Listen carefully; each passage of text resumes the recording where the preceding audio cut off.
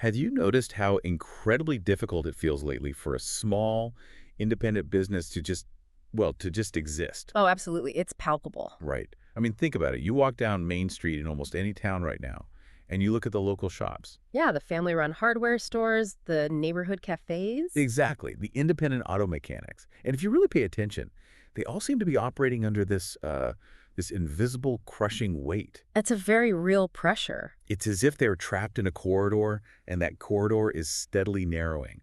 On one side, the walls are closing in, and on the other, the ceiling is slowly dropping. It is just claustrophobic. That is a highly accurate way to visualize it. So today, we are taking a massive deep dive to figure out exactly what is causing that squeeze, and more importantly, how we might actually stop it. And we have a phenomenal stack of source material for this. We really do.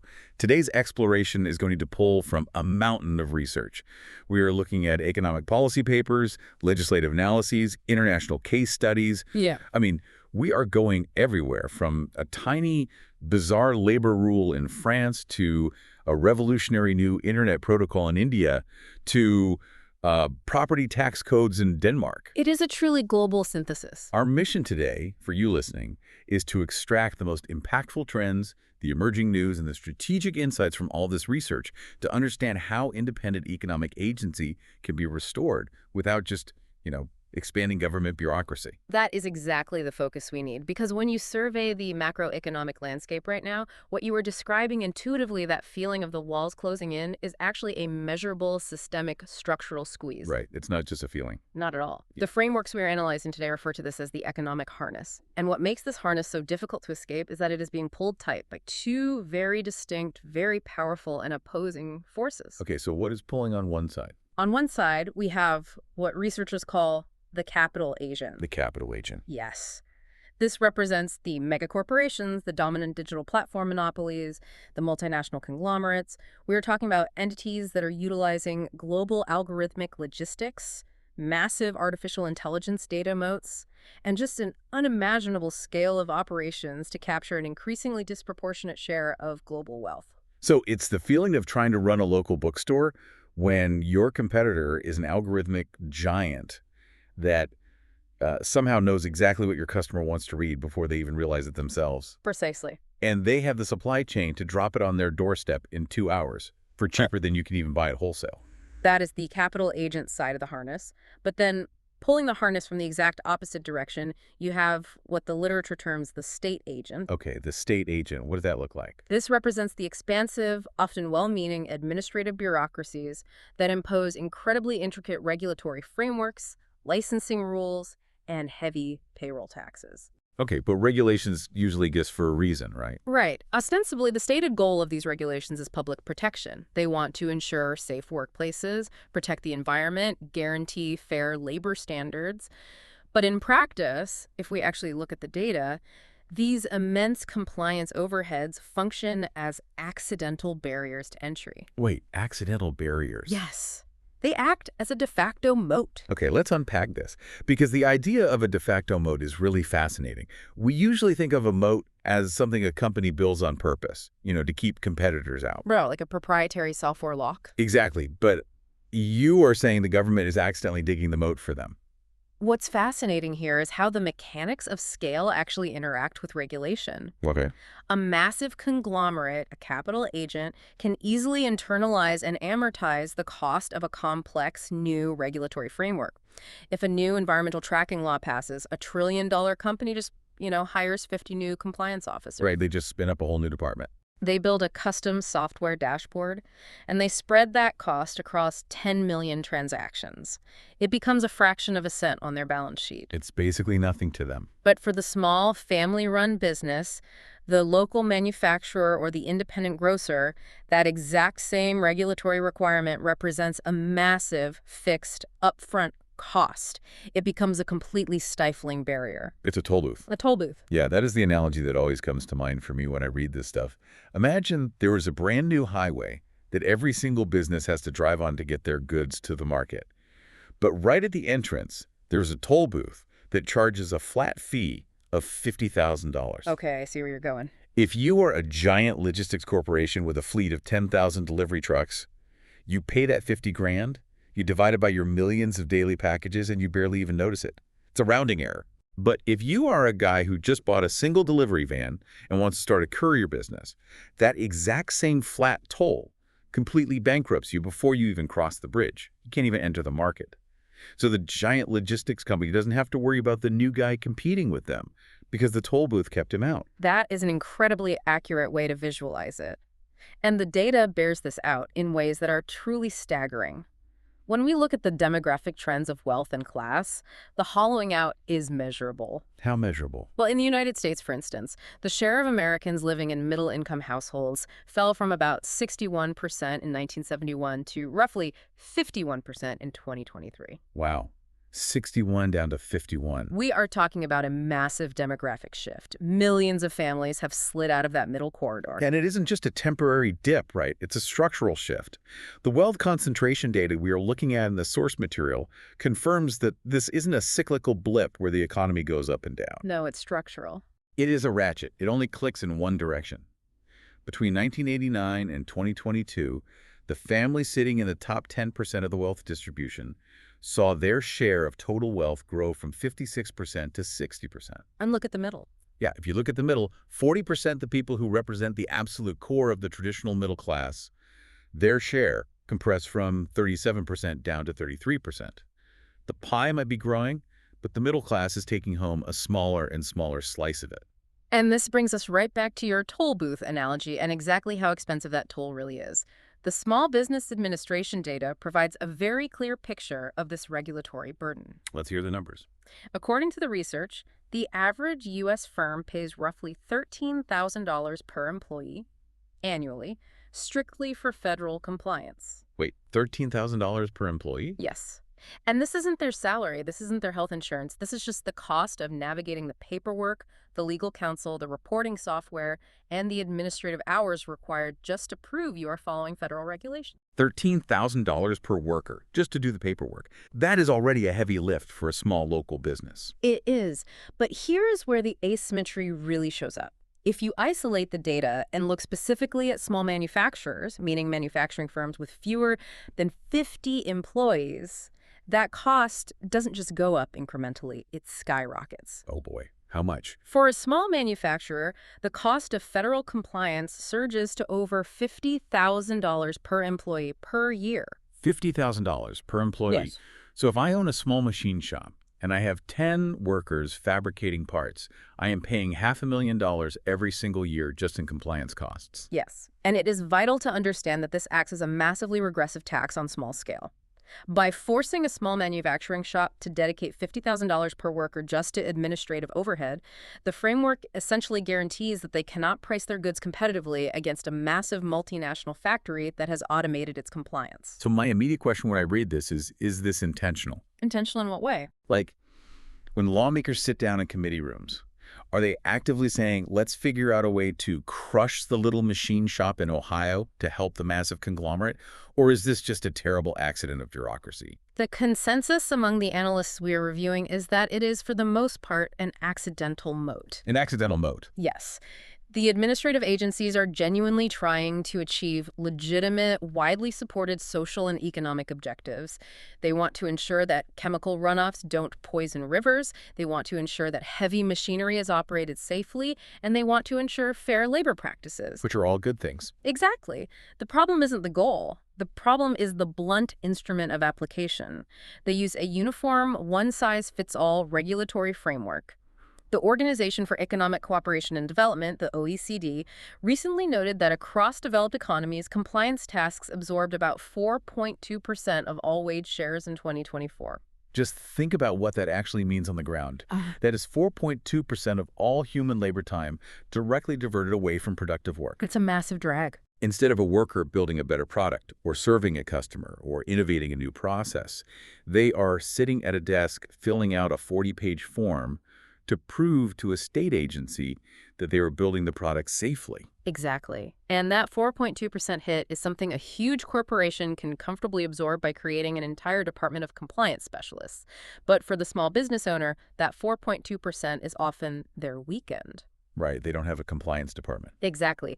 It is the owner doing paperwork on a Sunday night at their kitchen table instead of resting or instead of thinking about how to expand their business. It weakens overall labor productivity and it actively destroys business dynamism. This really paints a stark picture of the middle-class trap. You are working harder than ever, but you aren't actually producing more value. You're just treading water against the rising tide of administrative rules. And if we connect this to the bigger picture, this specific structural dynamic is what traps the middle class in what economic sociologists call linear labor. Linear labor, let's define that.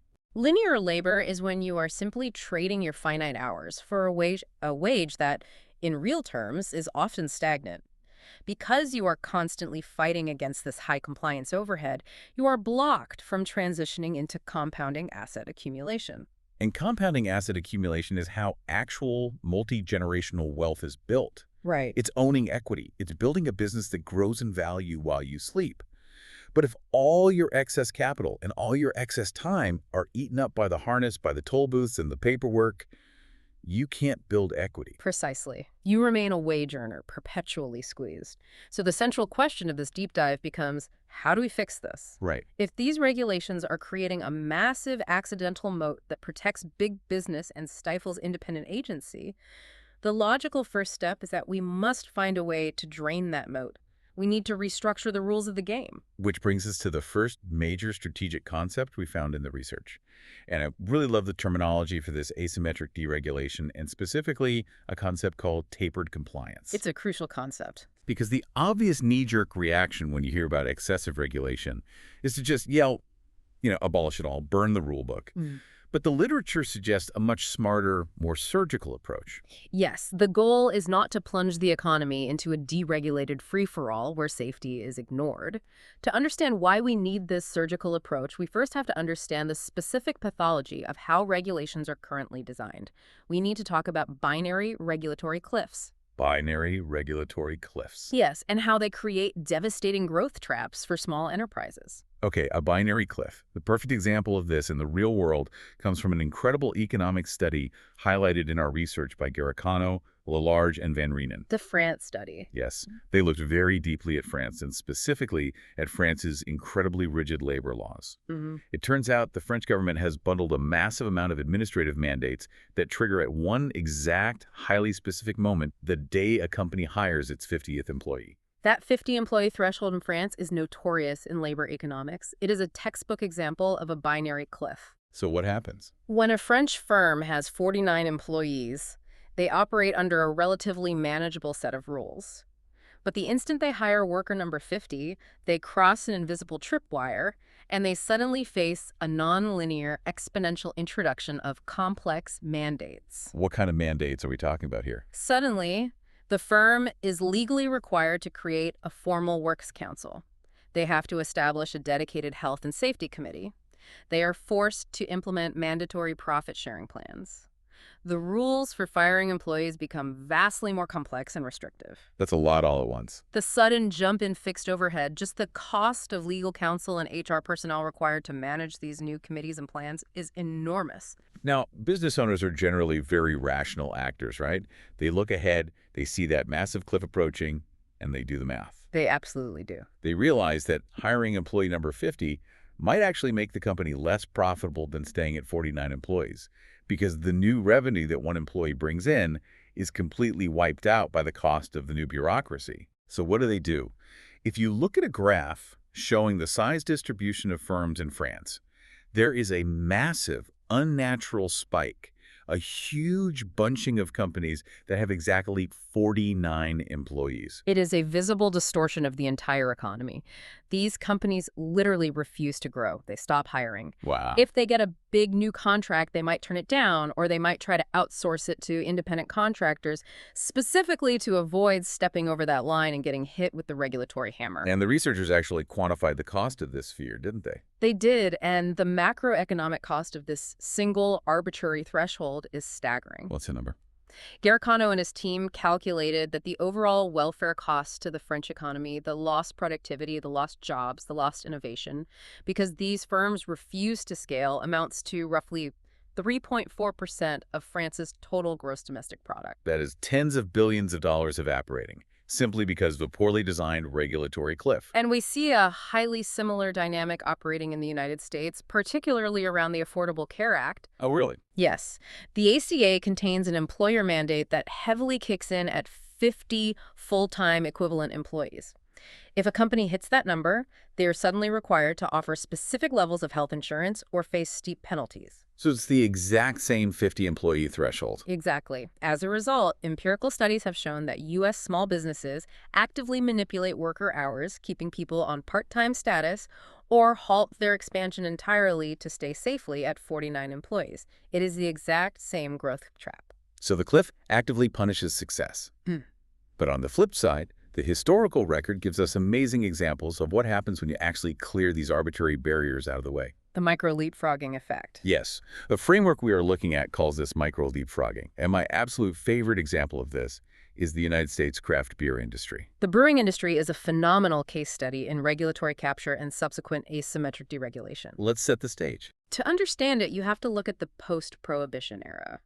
When Prohibition ended, the regulations put in place were incredibly strict and highly favorable to massive industrial-scale producers. They didn't want moonshiners. Right. The legal and compliance barriers to brewing beer commercially were so high that for decades, the U.S. market was dominated by just a handful of giant, homogenous, multinational beer corporations. The local independent brewer essentially did not exist. Right, in the 1970s, American beer was a global punchline. It was just massive factories pumping out light lagers.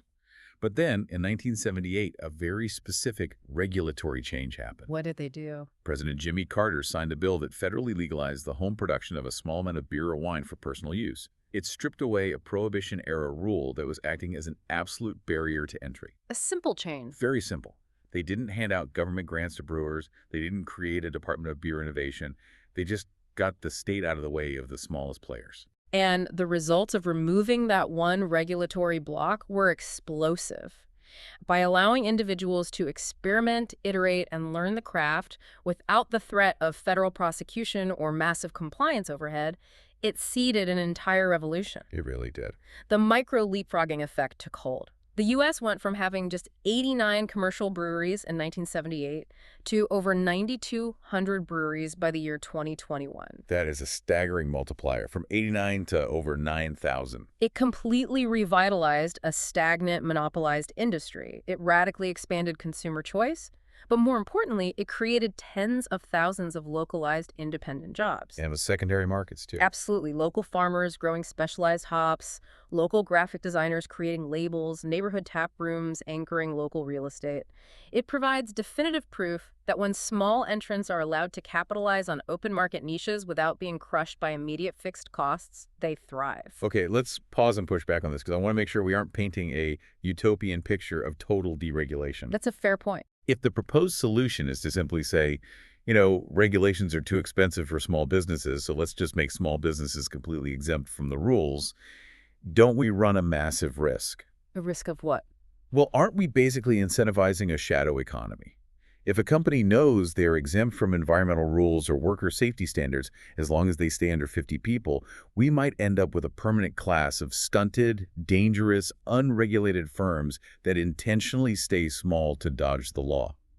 It sounds like a race to the bottom. That is the exact danger of blunt, poorly designed deregulation, and it is a very valid critique. If you just create permanent exemptions, you recreate the bunching problem we saw in France. Companies will stay small to stay exempt. Right. This is precisely why the strategic insight from the research advocates for tapered compliance, rather than simple exemptions or binary cliffs. Okay, tapered compliance. How does that practically work? Tapered compliance means replacing those hard thresholds with a system of graduated proportional obligations. Instead of a binary switch where you wake up on the day you hire your 50th employee and suddenly need an entire HR and legal department, your regulatory obligations should phase in on a smooth, predictable curve. So rather than headcount, maybe it's based on multi-year revenue bands or transaction volumes, moving along a sliding scale. Exactly. This is the core mechanism of asymmetric deregulation. You relieve the non-essential, purely administrative, highly burdensome reporting mandates for the absolute smallest players, the micro-enterprises and new entrants. To give them a chance. Right, so they can actually enter the market and survive the vulnerable early years. But you don't relieve the basic safety rules. Correct. You keep the core, fundamental protections regarding gross negligence, physical safety, and basic fraud firmly in place for everyone from day one. So a one-person welding shop still has to use safe equipment. Exactly, but they don't have to file a 100-page demographic labor report. Then, as the firm successfully grows, as its revenue increases, and as it gains the actual economic scale necessary to comfortably amortize compliance costs, the administrative and regulatory requirements gently curve upward to meet them. That makes total sense. It doesn't hit them like a brick wall. It acts more like a gentle slope that they climb as they build their structural muscle. It gives them the breathing room to build their economic agency. And importantly, we are seeing this exact philosophy starting to trend not just at the federal corporate level, but down at the local everyday level with things like occupational licensing reform. Occupational licensing is a critical area where the state agent harness has severely tightened over the last few decades. The data shows a massive escalation. How massive? Well, in the 1950s, occupational licensing covered under 5% of the United States workforce. Today, it covers nearly 25%. 1 in 4 workers. You need a permission slip from the state to do your job. Yes. And we must be clear, licensing absolutely makes sense in specific contexts where asymmetric information creates severe public danger. We want surgeons, structural engineers, and commercial airline pilots to be rigorously licensed and tested. Obviously. I mean, I don't want an unlicensed guy building the bridge I drive over. Exactly. But the regulatory creep has pushed licensing far beyond those high-risk professions. It has crept deeply into low-risk, everyday trades, where it acts primarily as a barrier to entry, protecting incumbent businesses from competition. Like what?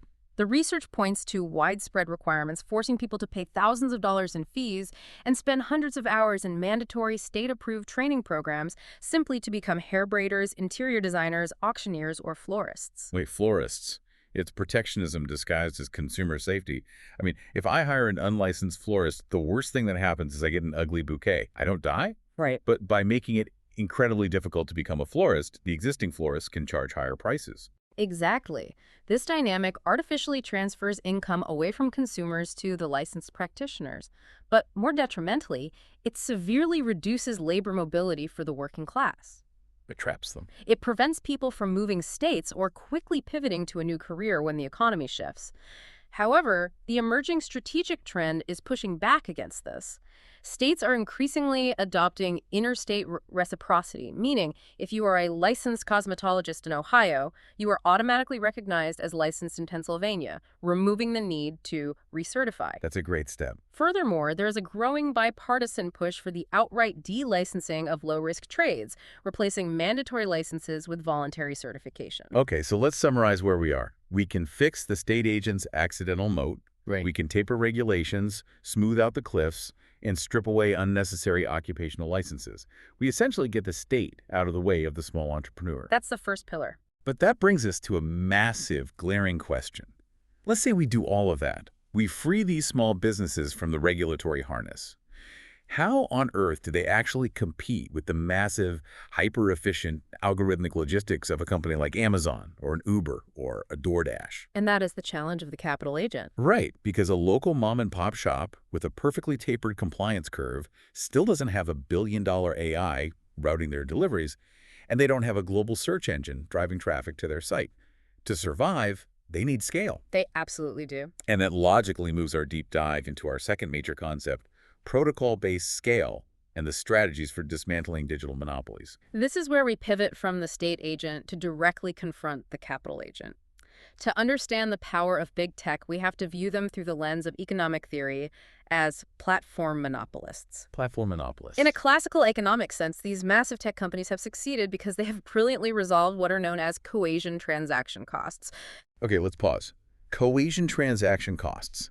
Let's translate that for someone who didn't spend their 20s in a university economics department. It's a foundational concept named after the Nobel Prize-winning economist Ronald Coase. Oh. Coase asked a simple question: why do firms exist at all?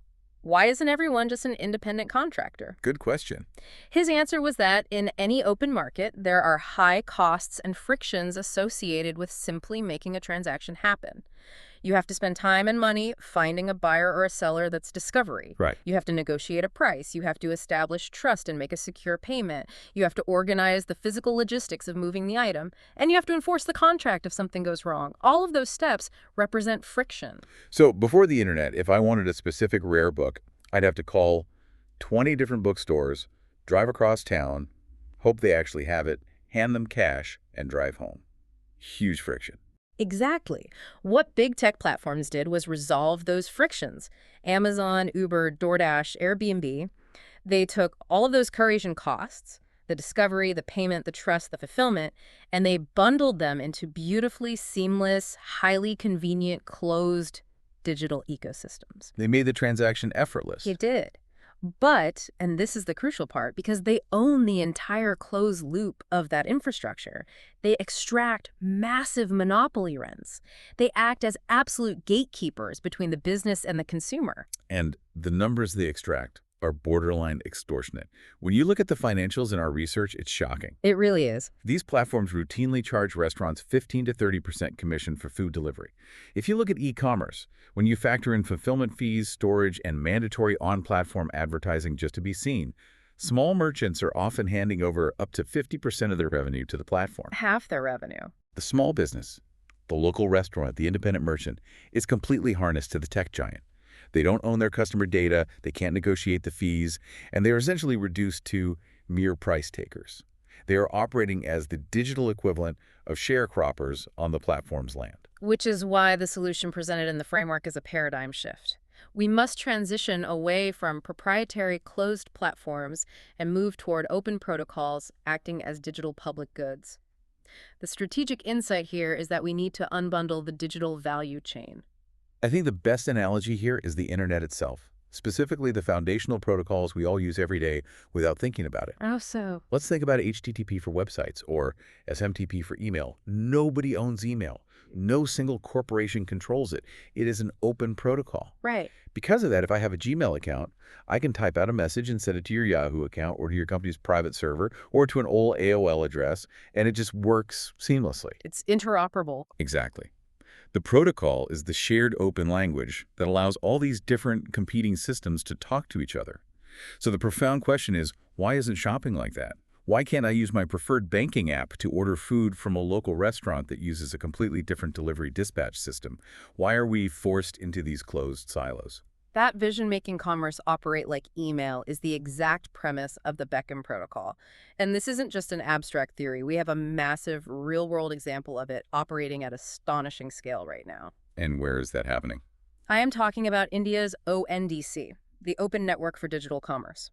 It is built entirely on the open source Beckon protocol, and its implications are revolutionary for decentralized economics. How big is it? By mid-2024, ONDC was clocking roughly 8.9 million transactions a month. And the most vital statistic, 84% of the sellers operating on this network were small businesses. 8.9 million transactions a month on an open protocol. That is incredible. But how does it actually work under the hood? Walk me through exactly what happens step by step in a transaction and how it differs from using a giant like Amazon. What's fascinating here is how ONDC systematically unbundles the monolithic e-commerce transaction into 4 distinct interoperable digital nodes: Which are? discovery, ordering, fulfillment, and post-fulfillment. To visualize this, let's take a small kirana, a local family-run neighborhood grocery store in India. Okay. Under the old closed platform model, if that kirana owner wanted to sell their rice and vegetables online, they had to join a specific giant corporate app. They had to agree to pay the 30% commission, and they were forced to use that specific app's delivery fleet. And crucially, if a customer in their neighborhood happened to be using a different giant app to search for groceries, that kirana store was completely invisible to them. They were locked in the silo. Exactly. The platform owned the discovery. But with ONDC, everything changes. That kirana store now only has to list their inventory catalog once on any protocol-compliant seller application of their choosing. Just once. Just once. Because the underlying network is open and interoperable, the moment they publish that catalog, their store becomes instantly discoverable on any buyer application that is plugged into the network. So as a customer, I don't need a specific shopping app. I could be using my local bank's app or a messaging app like WhatsApp or a local city transit portal. Exactly. And if that app is connected to the ONDC protocol, I can type in basmati rice, and it searches the entire open network and shows me the inventory from the Kirana store down the street. Yes, the proprietary moat around discovery is completely dismantled. The small store suddenly has the same digital visibility as a massive supermarket. Wow. But it goes even further. Once a customer clicks buy, the logistics layer is also completely unbundled.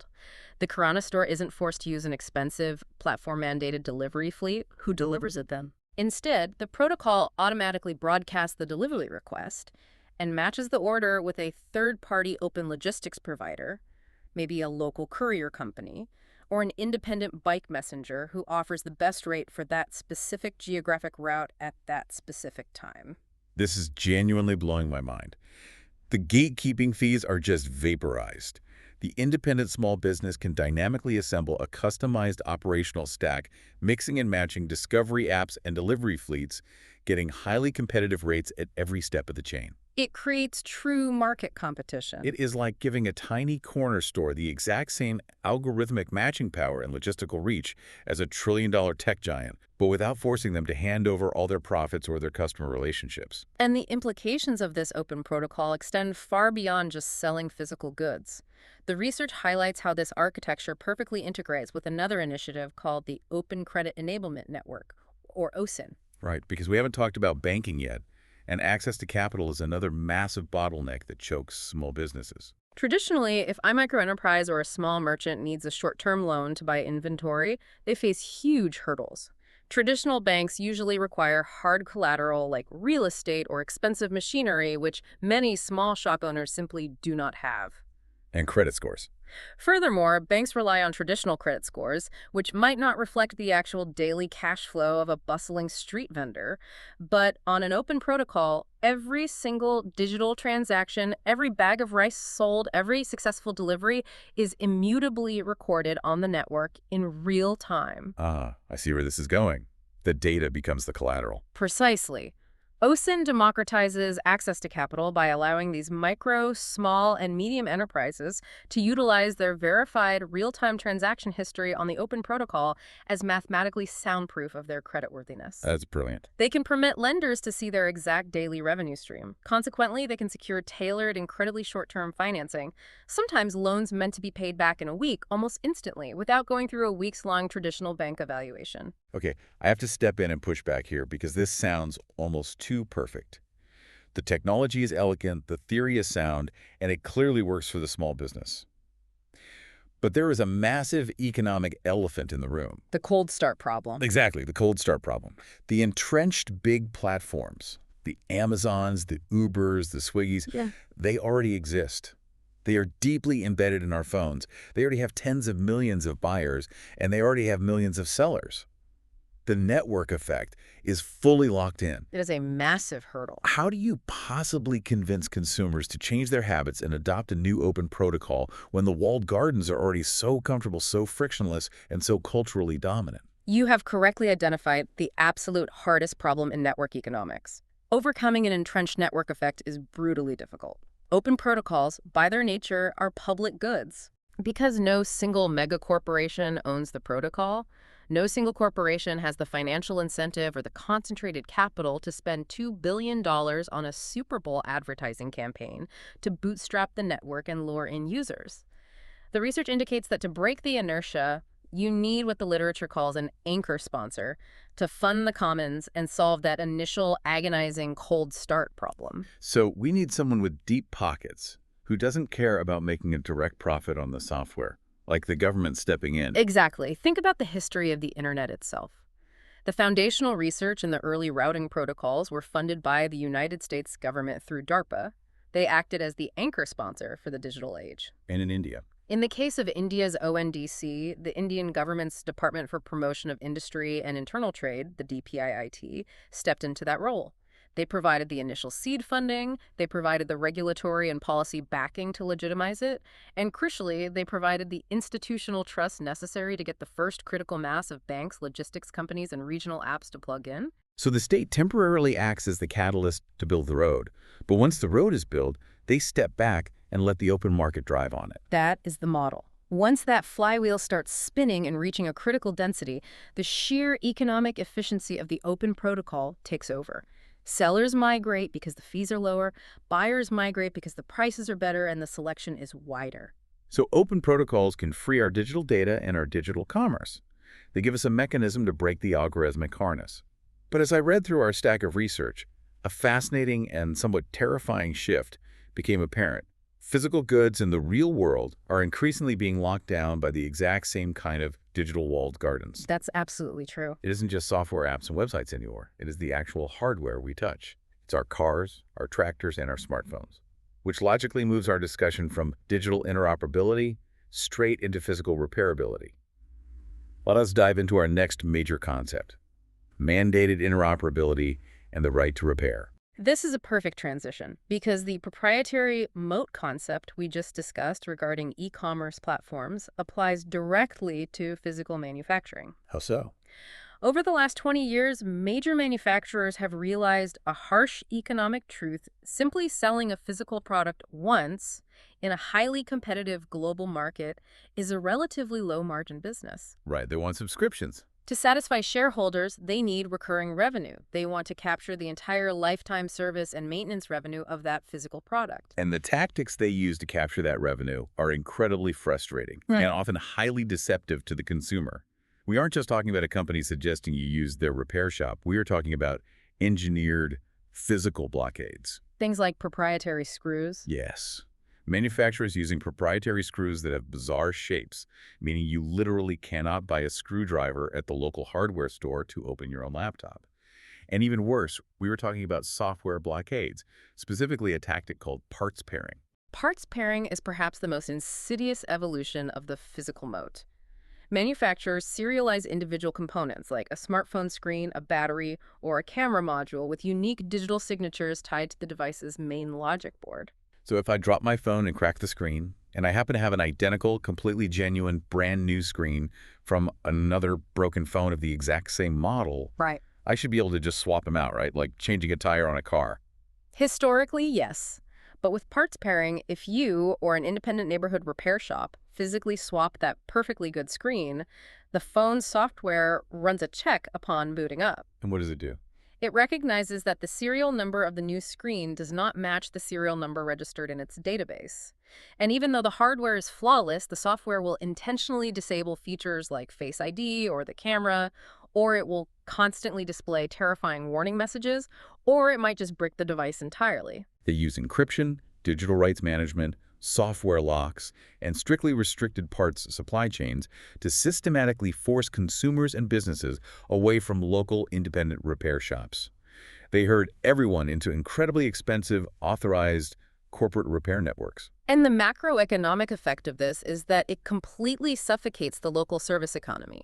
The neighborhood repair guy goes out of business because he literally cannot access the schematics or the software keys to do his job. And the financial extraction from the consumer is immense. The United States Public Interest Research Group, USPIG, conducted a detailed economic analysis of this. What did they find? They estimate that American families could save an average of $330 every single year if they were simply allowed and empowered to repair their own electronics and household appliances or take them to a competitive independent shop. $330. When you aggregate that across the entire country, we are talking about $40 billion annually drained from household budgets to feed corporate service monopolies. $40 billion.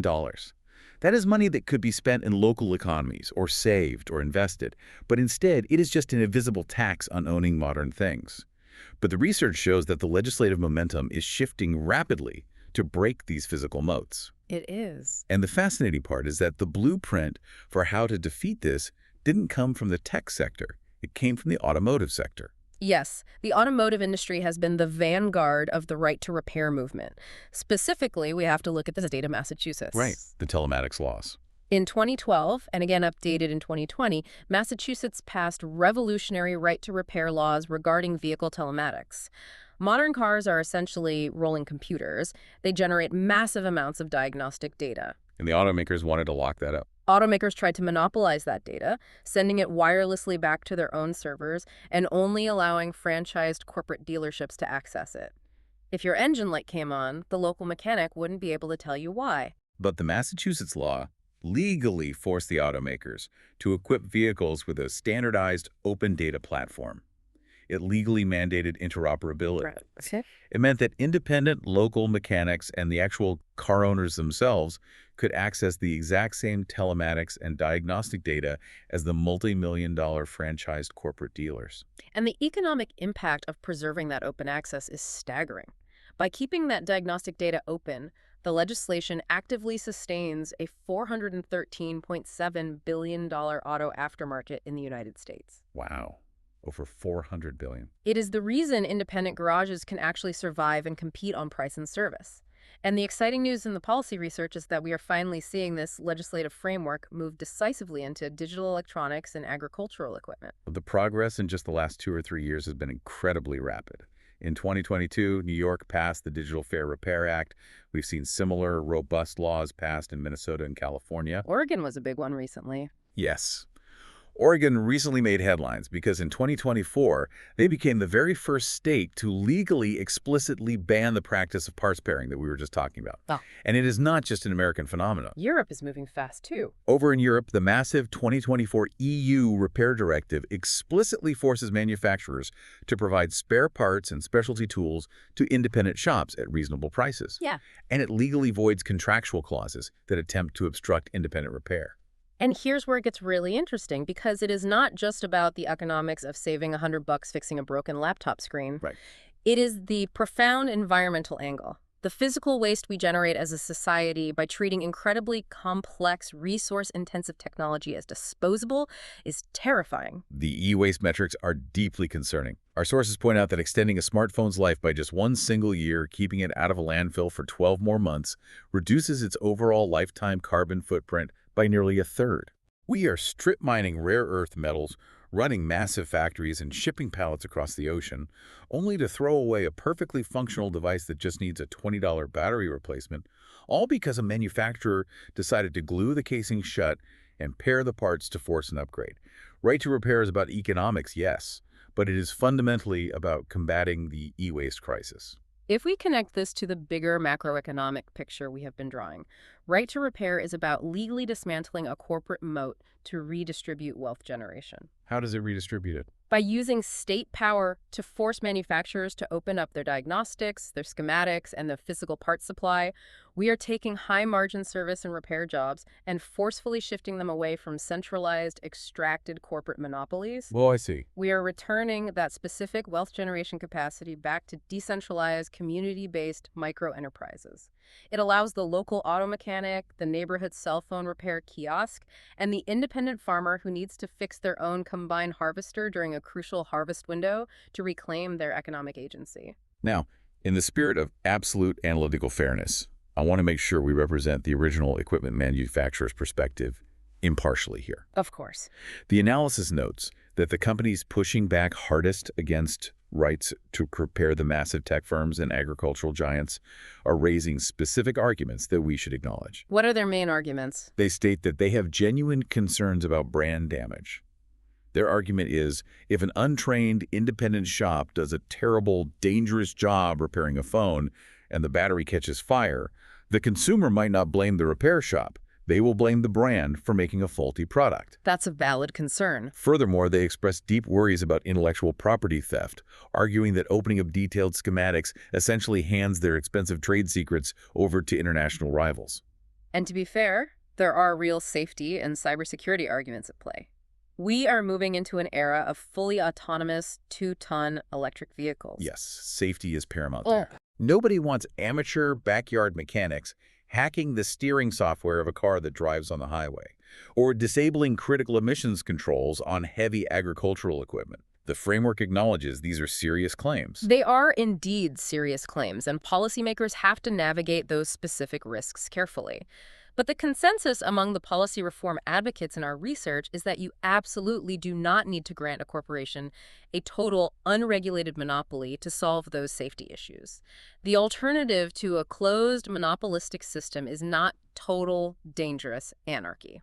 So what does the middle ground look like? How do you guarantee safety without enforcing a monopoly? The research highlights policy options like manufacturer-provided certification or structured licensing programs for independent shops. Okay, so certification process. Yes, as a regulatory compromise, you can condition access to highly sensitive spare parts like electric vehicle battery management systems or specialized diagnostic software on the successful completion of a standardized, rigorous training program. Right, so the local mechanic can still do the job, but they have to prove they know how to handle the high-voltage battery safely. Exactly. This ensures public safety and maintains quality control. It also allows the manufacturer to legally protect their intellectual property through standard non-disclosure agreements signed by the certified shops. But crucially, it breaks the monopoly. It fundamentally breaks the monopoly. It prevents the manufacturer from simply saying no to anyone outside their corporate umbrella. It allows independent entrepreneurs willing to put in the work to get certified to compete fairly in the lucrative service market. That makes perfect sense. It is about creating a rigorous standard, not an impenetrable walled garden. Precisely. Okay, we've covered a tremendous amount of ground. We've talked about how to taper regulations to free small businesses from the state's administrative crush. We've talked about open digital protocols like Beckon to break the algorithmic monopolies of big tech. We've talked about right to repair to free up our physical goods and combat e-waste. We've covered the harness from multiple angles. But as we synthesize this entire framework, there is one massive foundational cost to literally every single business, every single worker, and every single household in the economy that we haven't touched yet. It is the actual physical ground we stand on. Let's dive into our final major concept, shifting the tax base and the economic theory of the land value tax. This is arguably the deepest, most fundamental structural lever we have in the entire macroeconomic toolkit. Really, the deepest. Yes. To understand why the research advocates for a radical shift in the tax base, we first have to brutally examine what we are currently taxing and how our current system actively suppresses the middle class and the small entrepreneur. Currently, modern tax systems heavily, disproportionately punish labor, effort, and productivity. We are primarily talking about income taxes and payroll taxes, the taxes taken straight out of your paycheck. Exactly. Let's look at the United States as the primary example. The payroll tax wedge, which is the combined mandatory contributions from both the employer and the employee for programs like Social Security and Medicare, is 15.3%. 15.3%. Before a worker has even paid state or federal income tax, 15.3% of the value of their labor is instantly skimmed off the top. This acts as a massive economic friction on employment. Let's translate that friction to the real world. Imagine a local bakery that is doing well and wants to hire a new baker. Okay. The owner looks at their budget and says, I can afford to spend $50,000 a year to create this new job. But because of the 15.3% payroll tax wedge, the business has to pay thousands of dollars just for the privilege of employing someone, and the worker gets thousands of dollars deducted from their check. So the math changes entirely. So the business pays $50,000, but the worker only takes home something like $40,000. Precisely. It makes it artificially more expensive for a business to hire someone, which suppresses job creation, and it leaves the worker with significantly less take-home pay. It directly suppresses real wages. It's punishing the exact behavior we want to encourage. Because we tax the very act of selling labor, it keeps the middle class locked in that linear labor harness we discussed at the beginning of the hour. They cannot save enough of their wages to invest, so they cannot build assets. So, if taxing labor is destructive to the middle class, what is the alternative? How do we fund society? This brings us to a profound alternative proposed by the late 19th century political economist Henry George. Okay, Henry George. The land value tax, commonly referred to as LVT, George's foundational insight, which has been praised by economists across the political spectrum, from Milton Friedman to Joseph Stiglitz, was that society should aggressively stop taxing productive effort. We should stop penalizing labor. We should start penalizing labor, capital investment, and the creation of goods. Instead, we should tax economic rents. Specifically, we should tax the unimproved value of land. Unimproved value is the absolute key phrase there, and it can be tricky to wrap your head around. What does taxing the unimproved value actually mean in practice, especially compared to the property taxes we all pay today? It means you tax the dirt itself, based on its location and potential, but you entirely ignore the building sitting on top of it. Ignore the building. Yes. Let's look at how traditional property tax works right now, because it actively encourages bad behavior. Imagine two identical side-by-side plots of land in the middle of a booming downtown city center. Okay, 2 plots of land. On Plot A, an out-of-state holding company owns a vacant dirt parking lot. They do nothing with it. On Plot B, a local family spends millions of dollars, hires local construction workers, and builds a beautiful 3-story mixed-use building with a cafe on the bottom and apartments on top. They're adding massive value to the community. Yes, but under a traditional property tax system, what happens? The city assesses the value of the new building on Plot B and hands the local family a massive, punishing property tax bill as a reward for their investment and hard work. And the parking lot. Meanwhile, the holding company on Plot A is assessed only for a dirt lot, so their tax bill is incredibly low. The holding company is actually financially incentivized to hoard that idle land. They just sit there, paying almost nothing in taxes, waiting for the city to build subways and parks, and waiting for families to build cafes next door. Exactly. As the neighborhood improves, the value of their dirt lot skyrockets. They contribute absolutely zero effort or capital to the community's progress, but they capture all the wealth generated by everyone else's hard work. It is pure speculation. Exactly. Traditional property taxes actively penalize improvement and reward parasitic speculation. A land value tax completely reverses that incentive structure. How does LVT handle those 2 plots? Under a pure LVT, you assess the value of the underlying land based on its location, because downtown land is inherently more valuable than rural land, and you tax it heavily, regardless of what is built on it. Plot A and Plot B would pay the exact same tax. And because the supply of land is perfectly fixed, I mean, you literally cannot manufacture more land, the economic dynamics are unique. Yes. In formal economic terms, taxing land creates zero deadweight loss. Zero deadweight loss. Let's translate that. If you tax income, people might choose to work a little less. If you tax sales, people might buy fewer things. Taxes usually shrink the thing you are taxing. But if you tax land, the land doesn't shrink. It can't move to a tax haven in the Caribbean. Exactly. The supply remains perfectly constant. Which is incredibly rare for any tax policy. It is the holy grail of taxation. Furthermore, an LVT actively encourages compact, highly efficient urban development. If you are that holding company paying a massive tax on a vacant downtown lot, you can no longer afford to just sit on it. Because the tax bill is bleeding you. You are financially forced to either build something highly productive on it to generate the income needed to pay the tax, or you must immediately sell it to an entrepreneur who will. It actively, aggressively penalizes wealthy individuals or corporations hoarding finite resources. And the research shows this isn't just 19th century academic theory. We actually have real-world examples in the United States demonstrating exactly how this works. Yes, Pennsylvania is a great example. The sources point specifically to Pennsylvania, which is somewhat unique because it legally allows its cities to adopt dual-rate or split-rate property taxes, where they can tax the land at a much higher rate than the buildings. Look at the city of Harrisburg. Right. In the late 1970s and early 80s, Harrisburg was severely economically distressed. It was blighted. But then they adopted a land-weighted tax system. They shifted the burden off the buildings and onto the land. The empirical results of that shift in Harrisburg were profound because it suddenly became incredibly expensive to sit on vacant, blighted property. The speculative hoarding broke. The numbers are amazing. The data shows that over 5,200 vacant or boarded-up properties were redeveloped. The number of active, taxable businesses operating in the city quadrupled, jumping from under 2,000 to nearly 9,000. And another Pennsylvania city, Allentown, saw something very similar in the late 1990s. They decided to tax land at a rate nearly 5 times higher than they taxed buildings.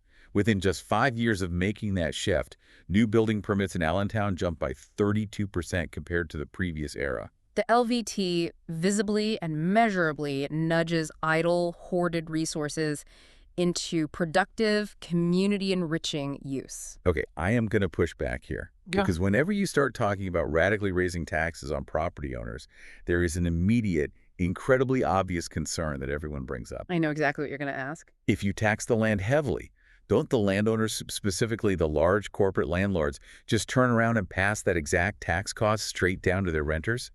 Doesn't a land value tax just result in the landlord raising the rent by $500 a month, making housing even more crushingly expensive for the exact middle class and lower income families we are supposedly trying to help? That is the absolute most common critique of the land value tax, and addressing it requires a very deep, nuanced dive into the empirical evidence, because theory and reality sometimes clash. Okay, let's look at the evidence. If you look at pure economic theory, what researchers call the neoclassical benchmark, it assumes that because land is perfectly inelastic, meaning the supply cannot change, landowners mathematically cannot pass the tax on to tenants in a competitive market. Wait, capitalized into lower land prices. Explain the mechanics of that. It means that if a piece of land suddenly carries a high annual tax burden, the asset value of that land drops correspondingly. The landlord can't raise the rent because the rent is determined by the local market supply and demand for housing, not by the landlord's tax bill. So if they try to raise the rent above market rate, the tenant will just move. Exactly. So according to pure theory, the landlord simply eats the cost, the value of their land drops, but the rent stays exactly the same. Okay, that is the clean textbook theory. But does that theory actually hold up in the messy reality of the real world? To answer that precisely, the research highlights a critical, massive natural experiment that took place in Denmark in 2007. The Denmark study. Denmark underwent a sweeping municipal reform that forcibly merged several towns.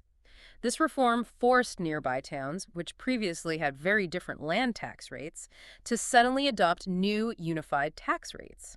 For economists, this created a perfect, real-world, quasi-experimental setting to observe exactly what happens to a local economy when land taxes suddenly and significantly change. And what did the data actually show? When the taxes went up, did the landlords pass the buck to the tenants? The researchers analyzing the Danish study found precise null effects on residential property prices, meaning, contrary to the pure textbook theory, the tax was not fully capitalized into lower home prices.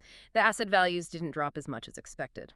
And this is where we have to do some deep analysis of conflicting data, because the real world is infinitely more complex than the textbook. Exactly. Let's get into the messiness of it. Why didn't it work perfectly? Why not? The researchers noted that in reality, local housing markets are heavily distorted by institutional factors.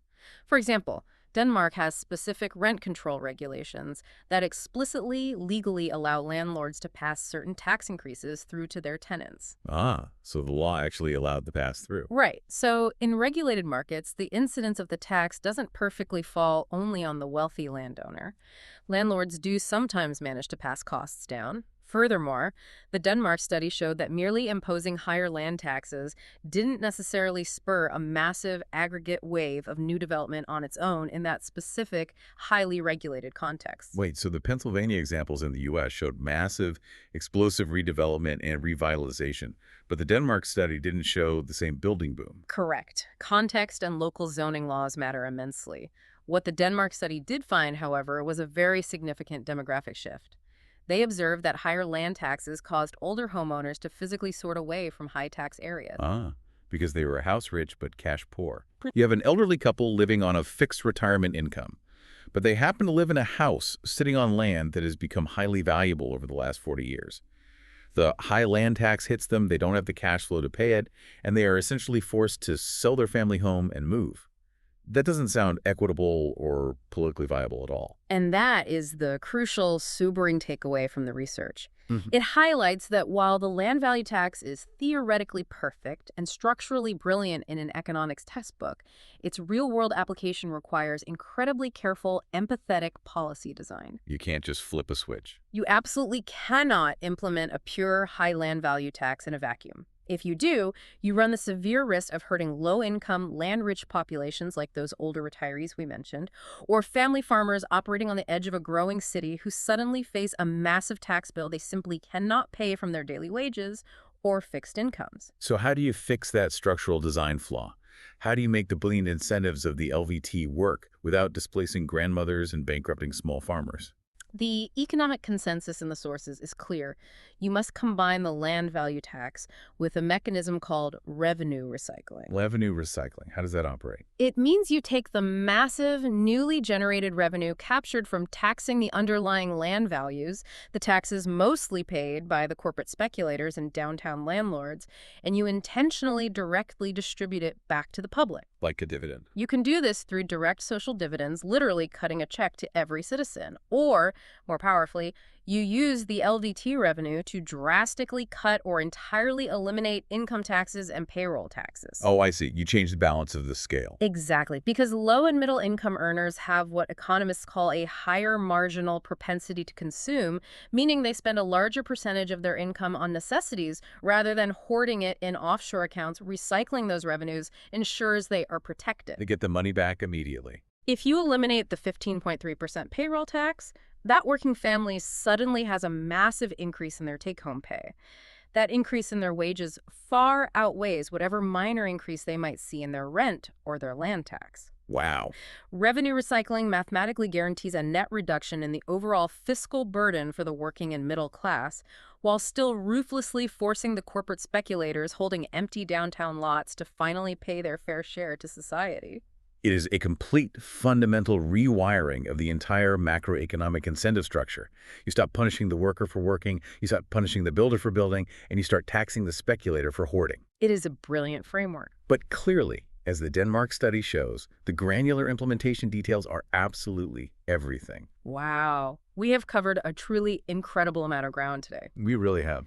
We started by looking at the granular, infuriating details of local repair shops fighting for diagnostic codes on tractors, and we've zoomed all the way out to international tax theory and open source commerce protocols routing millions of digital transactions. It's all connected. It is genuinely amazing how interconnected all of these seemingly disparate levers really are when you look at them through the lens of economic agency. Can you pull all of this together for us? What is the grand synthesis of all this research? The core thesis uniting all of these frameworks and studies is profoundly optimistic. It argues that the narrowing corridor currently squeezing the middle class and suffocating small enterprises is not an inevitable law of nature. It's not destiny. It is not the inescapable destiny of capitalism. Rather, it is the direct result of specific, reversible structural design choices. But that corridor can be widened. And crucially, the research argues it can be widened through market-driven decentralization. We don't need huge new bureaucracies. We do not need to instinctively default to building massive, inefficient new government bureaucracies to save the middle class. By tapering regulations so small firms can safely grow without hitting an administrative brick wall. By adopting open digital protocols like Beckon to systematically break big tech's monopoly over commerce. By legally enforcing the right to repair to revive our local, community-based service economies.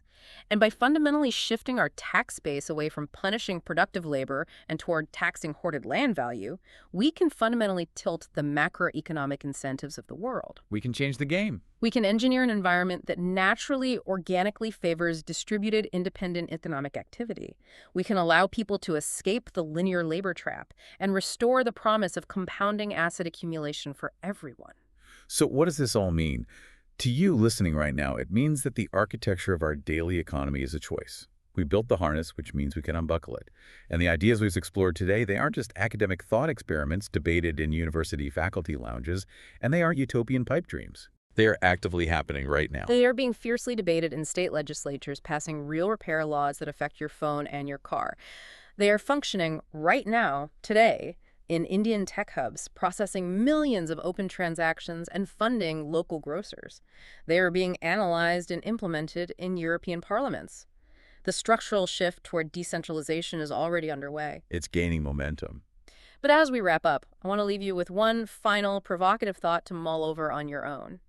We spent a lot of time today talking about how open protocols like Beckon and ONDC are decentralizing physical commerce and logistics, unbundling the delivery of groceries and products. But what happens when we apply those exact same open, interoperable digital protocols to human labor itself? To the gig economy. Exactly. Could an open protocol for freelance labor eventually replace the massive corporate HR departments and the extractive, centralized gig economy platforms entirely? Imagine a future where your professional reputation, your verified skills, your client reviews, and your smart contracts travel with you openly on a decentralized network. A truly open labor market. They aren't locked inside a specific corporate app that arbitrarily takes 30% of your paycheck and can deactivate you with an algorithm. What if labor itself becomes an open protocol? That might just be the absolute next frontier of decentralization. Keep questioning the invisible structures around you. Keep looking for the toll booths. And most importantly, keep learning. Thank you for joining us on this deep dive.